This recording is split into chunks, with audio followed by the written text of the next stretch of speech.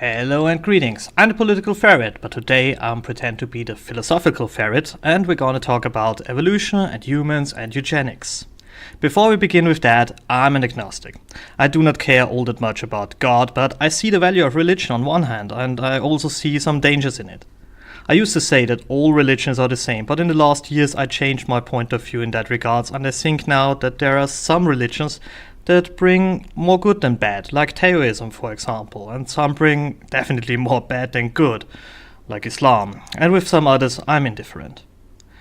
And it might be prejudice, and you can absolutely call me out on that in the comment section, but since my audience is now mostly American, I guess I have to talk about religion before I can start talking about evolution. And you know what, I do this very briefly by a God contest. This could be way more funny. So, the first version of God created sun and earth and animals as they are today, and two humans, you know the story. And if not, go get yourself some of the holy books. I mean, they're telling more or less all the same story. The second version of God created a proto-universe. No life, not even atoms.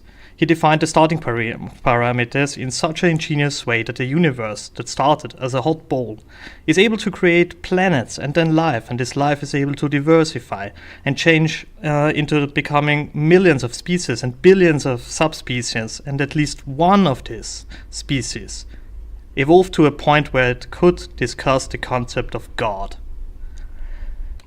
So, the first one is easy to understand because that's just a guy with a magic wand. But the second one comes from my perspective closer to the concept of God. Because if a God exists, he, she, or it, or whatever, would be as mysterious to us as we would be to bugs, isn't it? I mean, the idea that you could describe a godly creation in half a chapter of a book seems to me a little bit of an insult to any self-respecting God. I never understood why evolution is such a problem for religious folk, because, I mean, it's a goddamn miraculous thing, isn't it? So, evolution. What's evolution? In a nutshell, every now and then, the offspring of a species mutates, and is therefore different to its parents, and these changes are normally quite small, very small, and most of them suck. Think about so-called genetic defects. That's often mutation that just suck.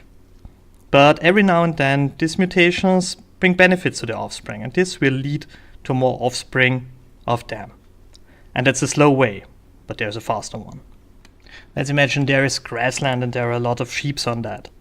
And it's a nice spot.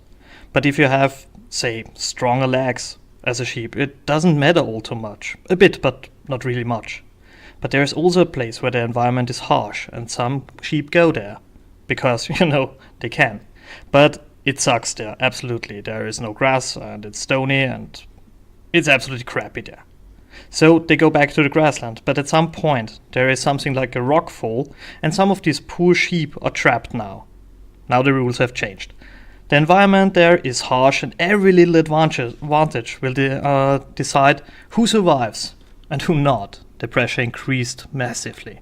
And this also boosts evolution extremely. And if I say extremely, I mean changing an animal the size of a mouse to the size of an elephant in just 10,000 years. And that sounds long, but on a geological standard, it's not.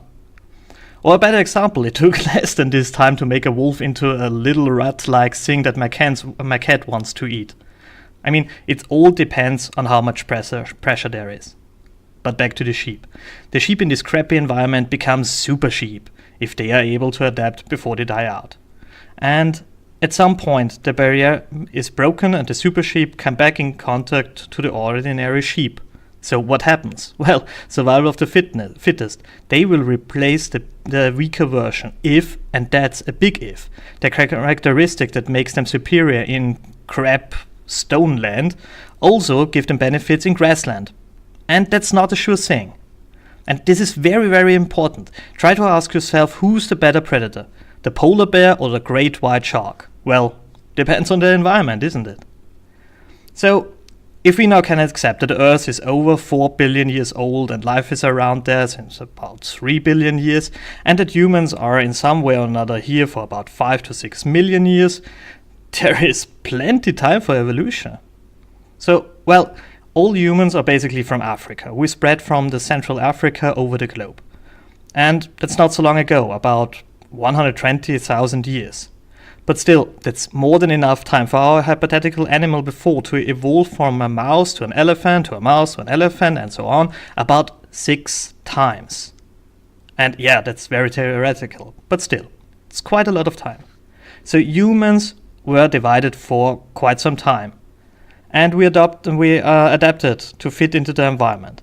And if you imagine how long we are divided, it's pretty amazing how little we differ. How much time does it take until human groups would evolve to a point where we can't produce offspring? Well, that's way longer. Estimates say about 2 to 4 million years. So if you divide humans in place A and place B and wait for 3 million years, there's quite a good chance that A's can't reproduce with B's anymore. And between that, let's say after 1 million years or so, the offspring of A's and B's might be sterile. You know, like the offspring of horses and donkeys, the mule. But we are very far from that point. And there is an important thing that nature does, and it's called, if you don't use it, lose it. Whatever body part that helps you will improve, and whatever body part that won't help you will shrink or vanish. And that's the reason we don't have claws and fur. At some point, we didn't need it anymore, and our body transferred these resources to parts we could use better, like the brain.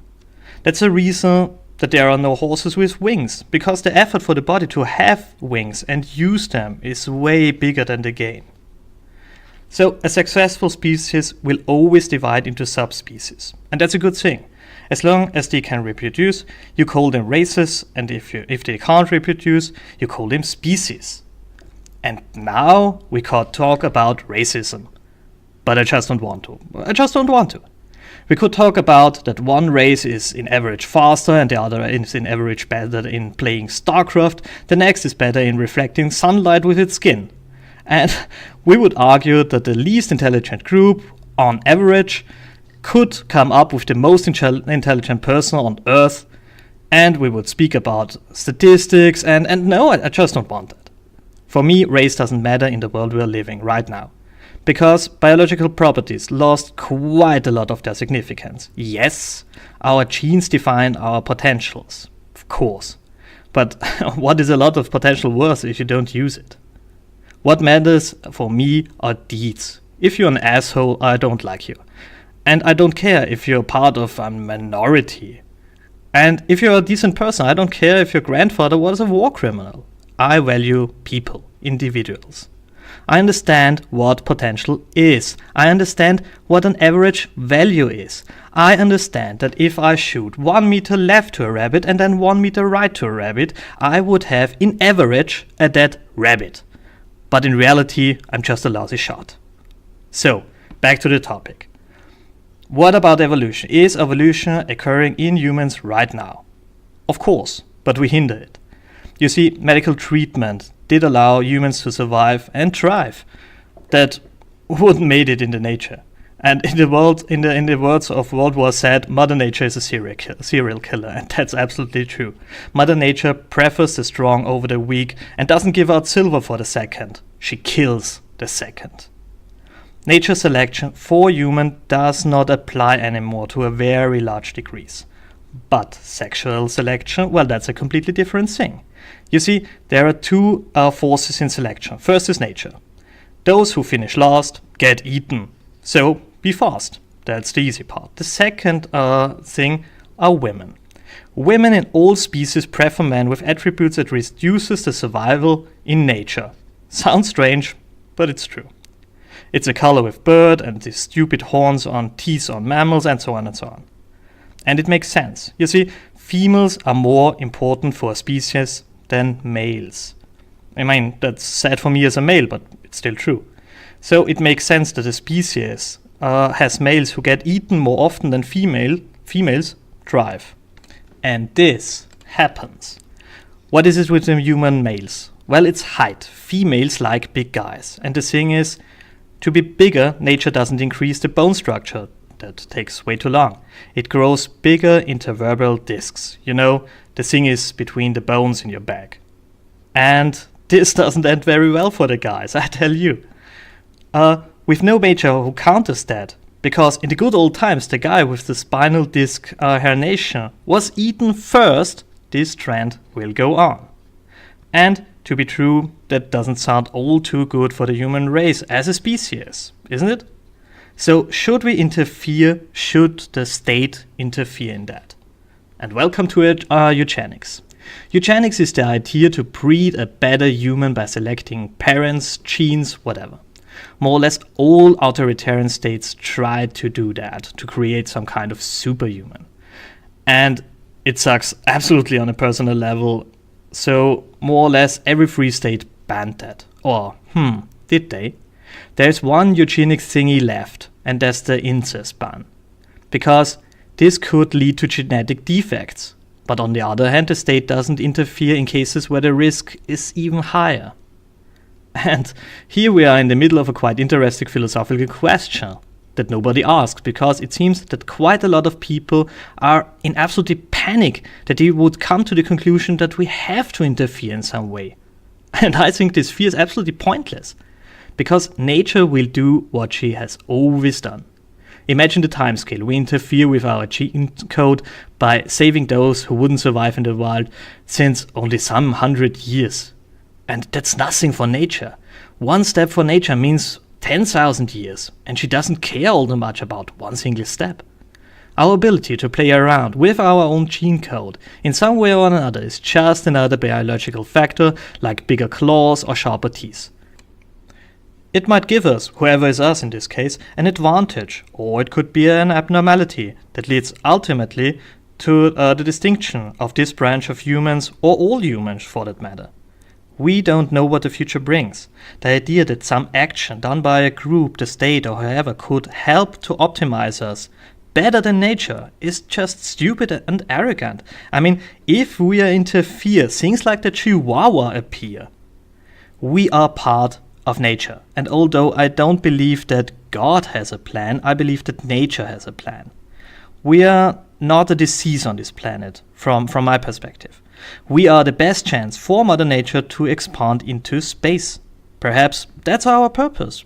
Perhaps it's something else. Perhaps we don't have a purpose. I don't know. So please let me know what you think about all this stuff. And if you're interested in more of eugenics, please tell me in the comment section, and perhaps I make a video about it. And like always, consider liking and subscribing, and have a wonderful day.